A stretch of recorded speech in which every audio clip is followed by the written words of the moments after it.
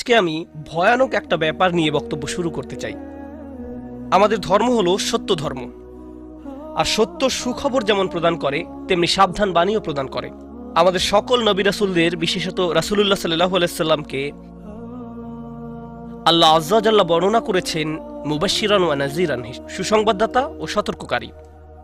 যদি কেউ শুধু সুসংবাদ প্রদান করেন তাহলে সে সাবধান বাণীর কথা ভুলে যাবে, আর যদি শুধু সতর্ক করতে থাকেন তাহলে সে এতই হতাশ হয়ে পড়ে যে মনে করে ভালো খবর বলতে আসলে কিছু নেই।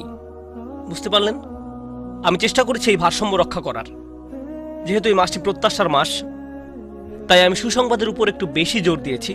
আল্লাহ আজ্জা জাল্লার প্রতি আমাদের আশা এবং ভালোবাসা বৃদ্ধি করার চেষ্টা করেছি, কিন্তু এই একই সময়ে এর মাঝে একটা ভারসাম্য থাকতে হবে।